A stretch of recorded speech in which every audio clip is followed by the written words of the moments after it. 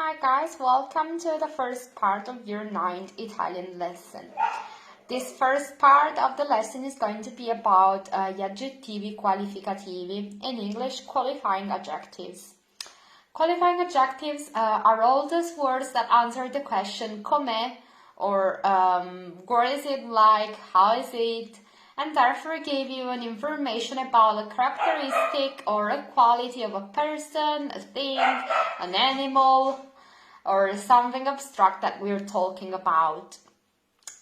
Qualifying adjectives, unlike English and Italian, are usually collocated after the name they refer to, not before. So, for example, a funny girl is una ragazza simpatica. A girl funny, if you would translate it literally. So the noun comes before the adjective. And in the same way we have la macchina bianca, the white car, il cane affamato, the hungry dog, una giornata soleggiata, a sunny day. Also, I'd like to say that the position of the adjective can totally change the meaning of the sentence. Because, for example, there is a big difference in Italian between saying è un vecchio amico, meaning that like you and this friend of yours go way back, and saying è un amico vecchio. He is an old friend, meaning that he is old, like he's maybe 90 years old.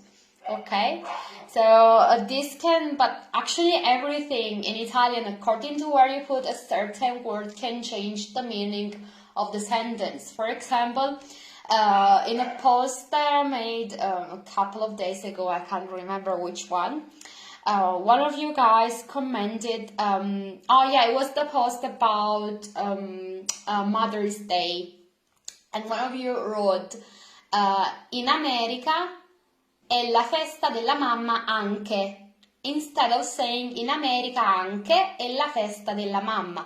There is a big difference in these two sentences, because in the first case, in America è la festa della mamma anche, what I understand is that on that day in America, it is Mother's Day, but there is also another festivity. So, for example, in America, today's Mother's Day as well as Father's Day, okay?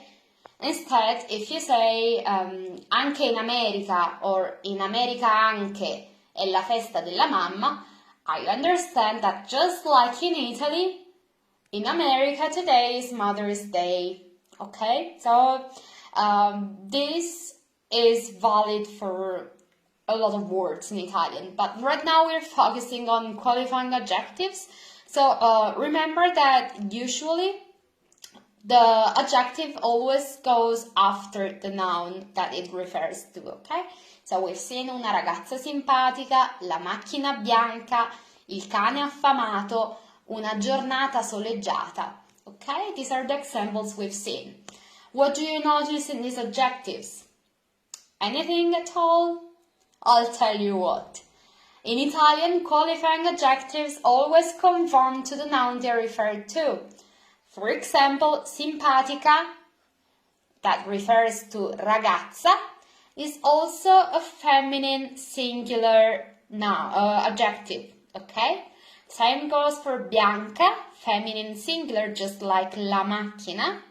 Affamato is a masculine because cane is a masculine noun, okay? And same for soleggiata, giornata, feminine singular. This means that once again Italian makes it harder than English. Surprise! It means that qualifying adjectives have different forms according to the gender, feminine or masculine, and number, singular or plural, of the name they refer to. Okay? Therefore, if the person I was talking about in the first example was a boy, the example was una ragazza simpatica, what happened is that if that person is a boy, I have to say un ragazzo simpatico, okay?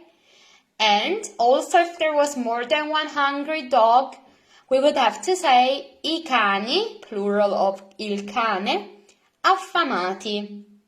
plural of affamato, okay, and so on. So, in Italian, qualifying adjectives are divided into 3 categories, 3 classi. Aggettivi di prima classe, first class adjectives. Adjectives belonging to this group have 4 different desinencies.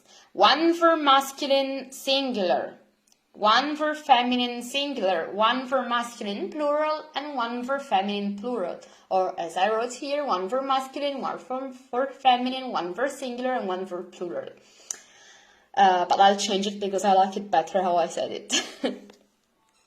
There it is. Okay, so what you need to know is when you go search for a word, for an adjective on the dictionary, what you're going to find is its singular masculine form, okay? So that is what you will always find on the dictionary or on Google, wherever you search for translation, okay? So if the adjective that you're looking for ends with an O in the masculine form, this adjective behaves exactly like a noun. So in its masculine form, singular masculine form, it's going to be bello, for example, handsome, okay? In its masculine plural form, belli, so we have the O becomes E for the plural, feminine bella, belle for plural, okay? So it is exactly like a noun. It is very easy. Here I give you some more adjectives that belong to this first class, to this first group of adjectives. For example, timido means shy. The contrary of timido is sfacciato. Sfacciato means cheeky. I love the cheeky word in English. So funny. Alto, alto means tall. Basso, short. Magro, thin. Grasso, fat. Brutto, ugly. And we've seen the contrary of brutto is bello. It's already here, that's why I didn't write it. Buono, good. Cattivo, bad. Piccolo, small. The contrary of piccolo is grande, but we're going to find it in another group of adjectives. Simpatico, nice or funny. Antipatico, unpleasant. Okay, so antipatico is the contrary of simpatico. And that was our first group of adjectives. Now let's move on to the aggettivi di seconda classe, hence the second group of adjectives. Adjectives belonging to this group have 2 desinencies only, so there is no gender difference, but there is a number difference only, okay? So, adjectives that when you look in the dictionary, adjectives that end with E in the dictionary have the same, are the same both in their masculine and feminine singular form. I missed this. In the plural form, they swap the letter E for I.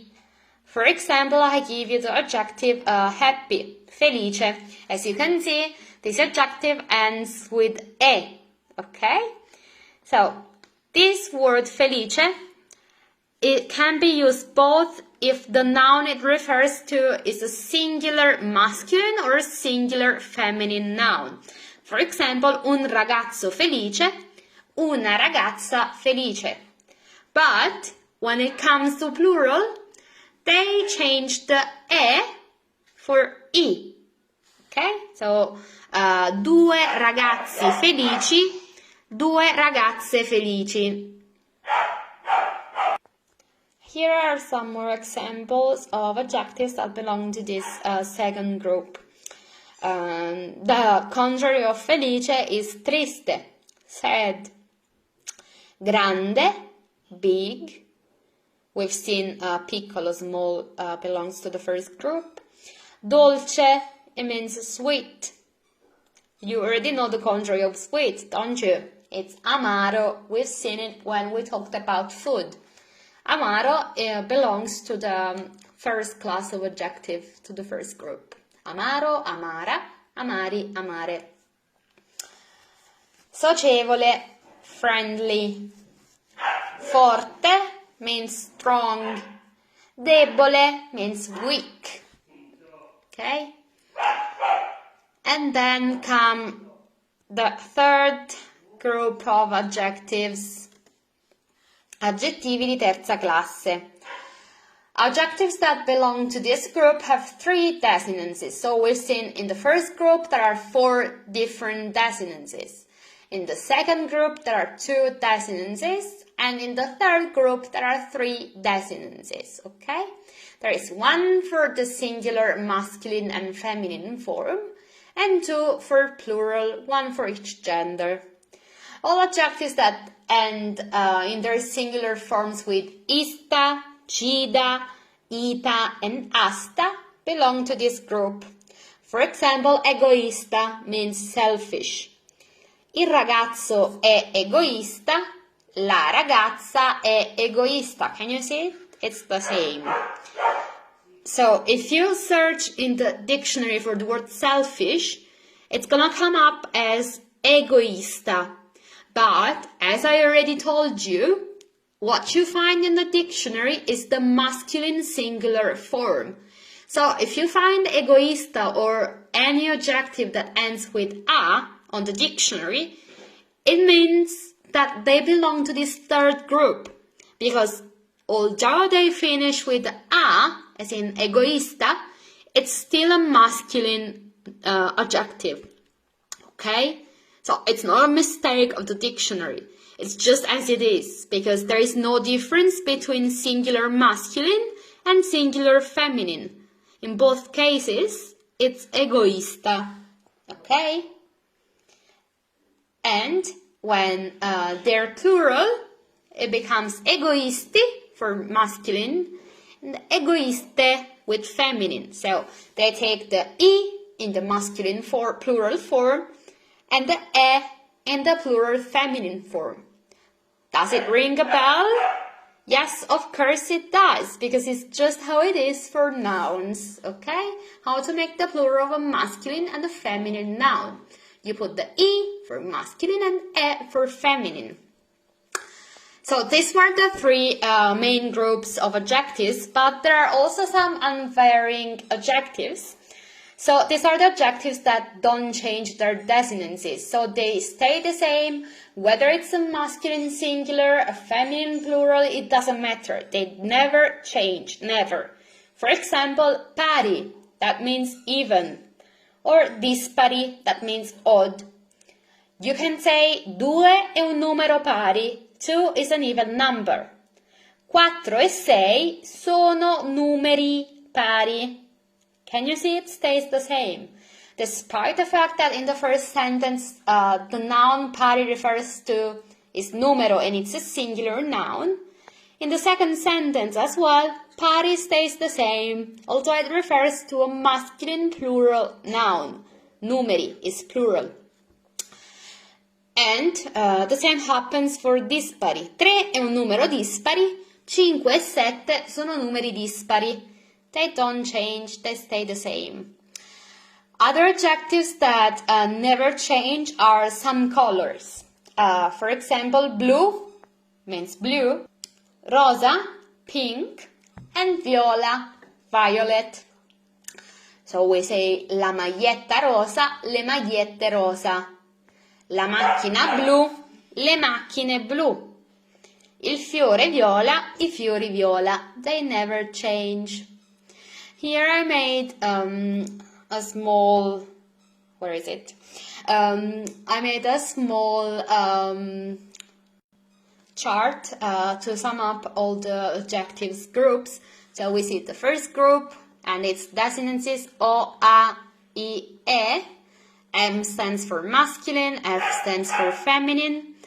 And the second group, felice, there are only 2 desinences for singular and plural. It doesn't matter what the gender is. And the third group is the group with 3 desinences, egoista, egoisti, egoiste. Okay? And that was it about qualifying adjectives. I was just double checking Yes, that's it about qualifying adjectives. I hope everything is clear. If it is not, let me know here in the comment, okay? And I'll see you in the next video. Ciao!